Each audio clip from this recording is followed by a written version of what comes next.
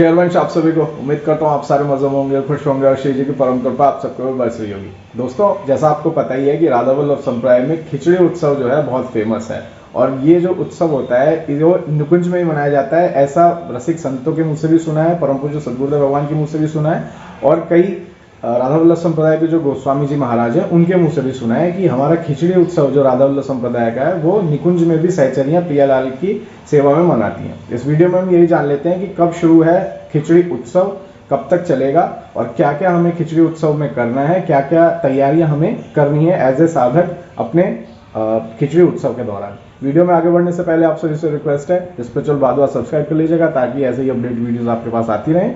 और अगर आप मुझे इंस्टाग्राम पर फॉलो करना चाहते हैं तो ये रहा वहाँ का QR कोड, आप मुझे यहाँ फॉलो कर सकते हैं। तो चलिए बढ़ते हैं वीडियो की तरफ। दोस्तों, सबसे पहले हमें ये ध्यान रखना है कि जो खिचड़ी उत्सव है राधा वल्लभ संप्रदाय का वो पौष शुक्ल की दोज से स्टार्ट होता है, यानी कि जो तिथि आती है दोज की पौष शुक्ल में, वहां से ये जो खिचड़ी उत्सव है ये प्रारंभ होता है और पूरा 1 महीने चलता है। इस साल यानी 2025 में जो ये खिचड़ी उत्सव है ये 22 दिसंबर से स्टार्ट हो रहा है। तो यानी 22 दिसंबर से लेके और अगले 1 महीने तक यानी 21 जनवरी तक ये खिचड़ी उत्सव चलता रहेगा।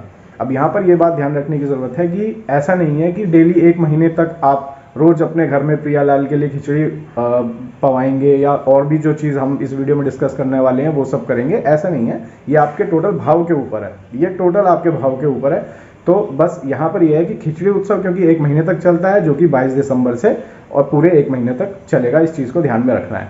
यहाँ पर एक चीज़ ध्यान रख लीजिएगा कि जो राधा वल्लभ लालजू के अंदर जो खिचड़ी भोग लगाई जाती है खिचड़ी उत्सव के दौरान मंगला सेवा के, तो वो तो विश्व प्रसिद्ध है। मतलब ऐसी खिचड़ी तो जीवन में कहीं आपने खाई भी नहीं होगी। खूब वृंदावन के संत भगवान जितने भी कथावाचक हैं सबके मुंह से इसकी बहुत प्रशंसा सुनी है कि ऐसी खिचड़ी दुनिया में कहीं नहीं होती। और उसकी वजह ये है कि लालजू को ऐसी खिचड़ी बहुत पसंद है, राधा वल्लभ लालजू को हमारे, जो पूरी घी में लबालब हो।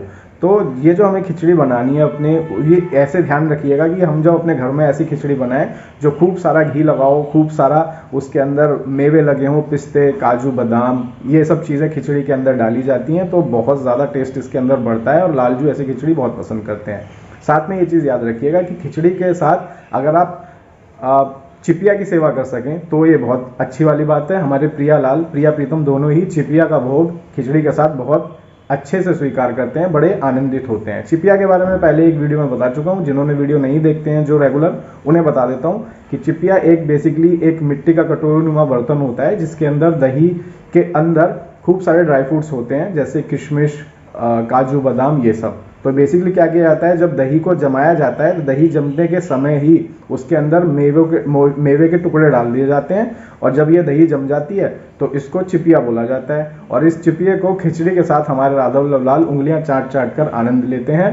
तो आप भी अपने घर में जब ये खिचड़ी उत्सव मनाएं, अपने प्रियालाल की सेवा में खिचड़ी उत्सव को मनाएं, तो खिचड़ी के साथ चिपिया का भी भोग आप लगा सकते हैं। अपने घर में आप मिट्टी का बर्तन नहीं है तो अपने नॉर्मली बर्तन में दही जमाकर उसके अंदर मेवे डालकर इस तरह की दही आप प्रियालाल की सेवा में लगा सकते हैं। यहाँ पर यह चीज़ देखने की जरूरत है कि राधा वल्लभ लाल मंदिर के अंदर जो खिचड़ी भोग होता है वो मंगला सेवा में लगता है। अगर आपके लिए पॉसिबल है कि आप अपने घर में मंगला सेवा के दौरान खिचड़ी का भोग और चिपिया का भोग लगा सकते हैं, बहुत अच्छी बात है। अगर ऐसी स्थिति नहीं बन पा रही है, आप वर्किंग हैं या और भी कोई जिम्मेदारियां हैं, तो फिर ये टोटल आपके भाव पर है कि आप दिन में चाहें जब चाहें खिचड़ी का भोग और चिपिया का भोग प्रियालाल की सेवा में लगा सकते हैं। तो बेसिकली कुछ खास हमें ऐसा कुछ बहुत ज़्यादा हमें नहीं करना है कि ऐसी कौन सी बड़ी लेवल पर हमें तैयारी करनी है। हम अपने प्रियालाल की जैसी रेगुलर सेवा करते हैं खिचड़ी उत्सव में हम वैसी ही सेवा करते हैं, बस उसके अंदर हमारा भोग खिचड़ी वाला हो जाता है प्रियालाल की सेवा में। तो उम्मीद करता हूँ ये छोटा सा अपडेट आपको अच्छा लगा होगा। जल्दी मिलूंगा एक नई वीडियो पर, नए कंटेंट पर। अपना ख्याल रखिए, मुस्कुराते रहिए। शेयर